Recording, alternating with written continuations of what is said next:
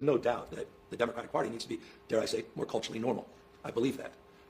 Less prone to spending disproportionate amount of time on pronouns, identity, politics. More focused on tabletop issues, things that really matter, the stacking of stress in terms of electricity bills and childcare costs and healthcare and obviously housing costs, and how easily we get trapped in that, how I've fallen prey to that. I mean, here I was, way out front on marriage equality. So I understand this from both on the receiving end of this. And I understand this from the receiving end of it and the offense side of it. It's like, what the fuck was that?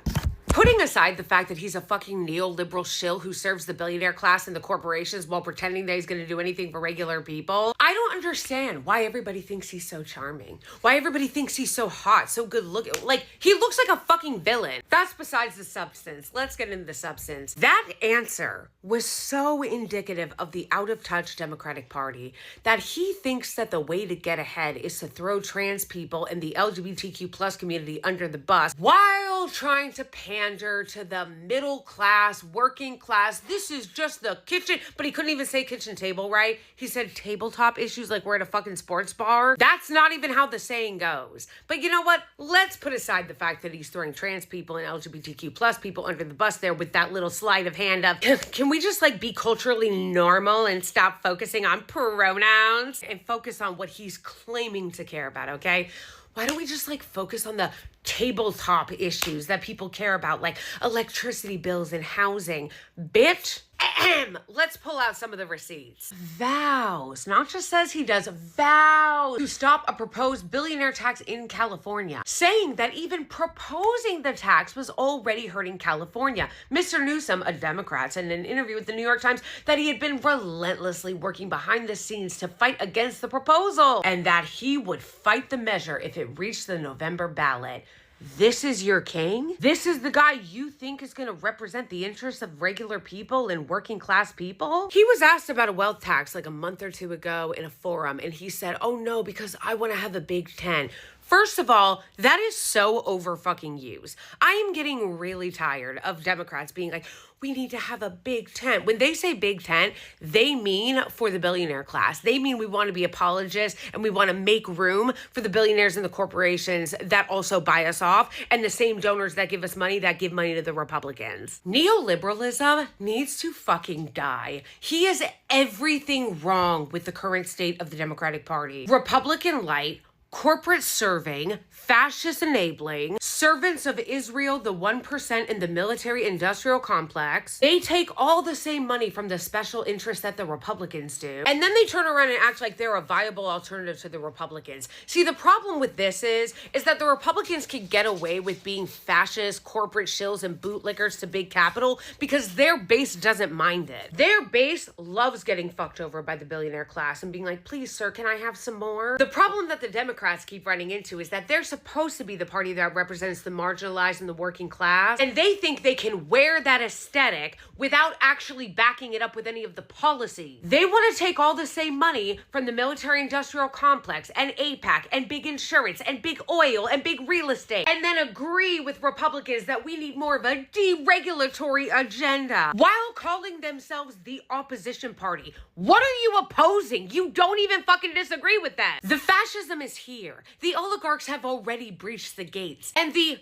opposition party is talking about those pronouns. To say that the Democratic Party and their politicians are not meeting this moment is the understatement of the fucking century. What America needs right now is an aggressive fucking FDR. We need people that are ready to fight the Republican fascists, but also the centrist collaborators. And that opposition is nowhere to be found. Where is the militant revolt against AIPAC Shakur and fucking Chuckles? No, instead what you see is this centrist pick-me bitches constantly trying to move closer to the right, then closer to the left. And I love how full of shit they are. They'll be like, let's calm down on the culture war stuff to focus on kitchen table issues. Bitch, you're not in favor of helping the working class with kitchen table issues either. We've seen your record. This is the same bitch that starts the podcast after Kamala Harris's loss called like How to Pander to Republicans. He has Charlie Kirk on, Steve Bannon, Ben Shapiro all seeding the fucking arguments to the radical right wing. Did he have any leftists on? Did he have Hassan Piker on? No, he had a bunch of right-wing fascists on where he played patty cakes with them hoping hoping it would endear him to the right wing. And you know how many points it's given him? Dickie McGee's acts. They still hate him. They always talk about having a big tent and a big coalition as if it's a virtue in itself,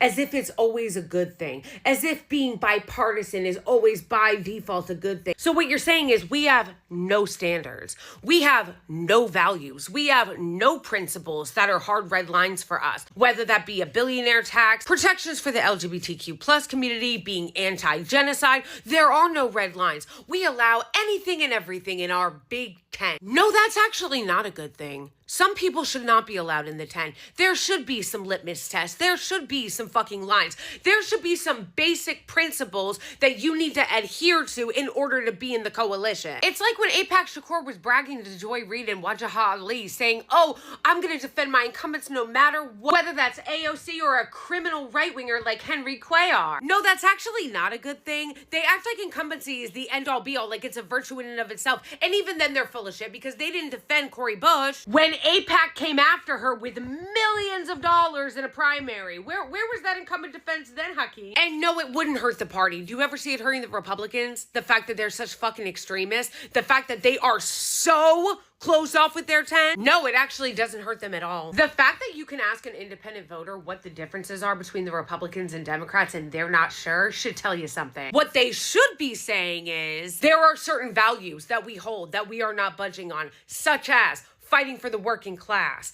fighting for the rights of marginalized people and universal human rights, being opposed to genocide, having that as a strict red line. Yeah, there are some principles that should be held. And I mean in real world tangible policies. Medicare for all, taxing the rich, defunding Israel, abolishing ICE, like actual policies. Not just, we're fighting for you, platitudes. And the fact that they say when it comes to corporate spending or genocide or being pro-war or allowing people like John Fetterman into the tent where all John Fetterman does is trash Democrats, only on the left positions though, only on the progressive positions, that's all fine and allowed in the tent. But man, the people that are using those pronouns, people that are pro-Palestine, LGBTQ plus community, all those people, they can go right the fuck under the bus. When they say big tent, they mean big enough tent for our warmongering, genocide funding donors and the corporations and the billionaires that pay us off. Those are really the people that we really want to be in the big tent. And I would submit to you as a voter whose vote will be up for grabs in 2028 that you assholes never get anywhere because you have no principles and you have no standards and you have nothing that you're actually fighting for and really putting yourself in opposition to. We all know that the Republicans are the party of genocide, are the party of the rich, are the party of warmongering, are the party of anti-immigration and anti-trans and anti-queer rights. You're supposed to be in opposition to that, but you'll notice that the Democrats are always like, okay, well, the Republicans are anti all those things. Well, we're the party of kind of. This shit is not gonna fucking work. I do not accept this shit. To me, there are some pretty basic bare minimums that any person running as a Democrat should be running on. And yes, if they don't, they should be fucking ostracized and run the fuck out of the party. But we're not seeing that because even the so-called progressives and leftists in the party that are in Congress are giant fucking that never actually object to anything that the party is doing, nor the leadership. I'll tell you what is disqualifying for me. If you're pro-ICE, disqualifying. He's pro-ICE. If you're let's pander to billionaires and say that billionaires deserve a place in the tent and we're not going to allow a wealth tax and I'm going to fight a billionaire wealth tax, disqualifying. Can't be president, disqualifying. You're pro-genocide and pro-Israeli regimes, genocide in Gaza, disqualifying. He's pro-genocide, so disqualifying. You're going to scapegoat trans people who are 1% of the population, disqualify, and focus on pronouns as if anybody's making a big fucking deal about that. People are drowning in credit card debt, but you don't want to talk about that because you're also paid off by the credit card companies. People can't afford food, but you don't want to talk about that because you're also paid off by Big Ag. What you need to understand as a regular person is that these people are not going to do anything to materially improve your life because the corporations and the billionaires that they actually work for's interests are diametrically opposed to yours. I need you to fucking internalize that. They can't work for you when their bosses oppose you. Your suffering and inability to afford to live is directly connected to the corporations and ruling class they work on behalf of. But of course, he wants to deflect to being culturally normal so we don't have to talk about how you're using Klarna to pay for groceries. That's him trying to scapegoat LGBTQ plus people and trans people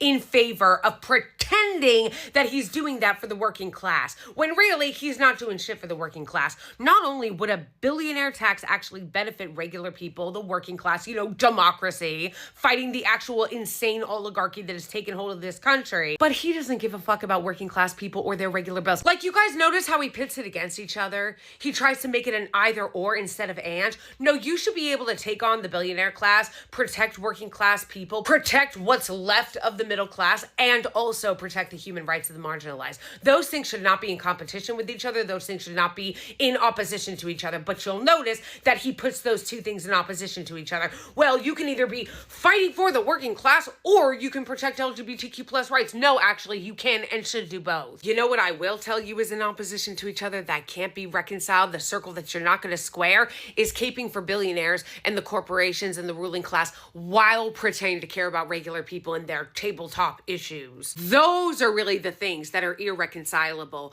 You cannot hear me fucking loudly and clearly. You cannot be in favor of the working class, pro-working class policies, pro-middle class, regular people, kitchen table, tabletop issues, caring about people's rent, caring about electricity bills, caring about people affording housing, and be in favor of the billionaire class, and be in favor of private equity being able to own housing, and being in favor of rich people not paying their taxes. You cannot be in favor of both of those things at the same time. You are either with the billionaire class or you are with the regular people in the working class. You cannot have it both ways. And he knows that, and he is in favor of the billionaire class over the working class, which is why he tries to pit working class people and their concerns against trans people in the LGBTQ plus community, because he wants you to think that those are the two things that are incompatible rather than you looking up. Trans people and pronouns are not the reasons why you can't afford a fucking house. And I really don't want to hear about how to address the housing crisis from a guy who oversees the largest homeless population in the country.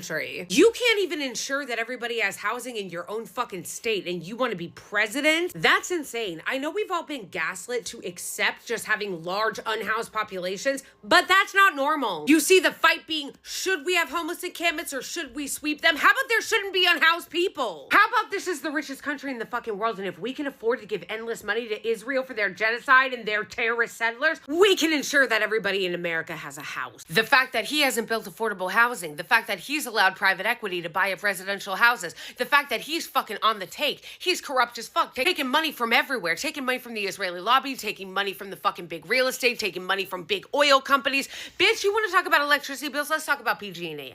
Let's talk about how fucking corrupt you are and all the money that you take from PG&E. Let's talk about the bailout that you gave to PG&E after they fucked over the homeowners you're pretending to care about. You want to talk about the working class? Let's talk about the fact that you gave corporations and the fucking ruling class personal fucking cell phones so that they could call you privately so that you could do fucking favors for them. Let's talk about that. You have picked corporations, private interests, private equity, the health insurance companies, and the billionaire class over the needs and the interests of workers and regular people at every fucking turn. But you think you're going to sit there and talk about how you're going to help people get a house and their electricity bills. How? How? Because your record's not looking very good on that. No, instead he wants to throw trans people under the bus. Come up with somebody else, libs, because I'm not doing this.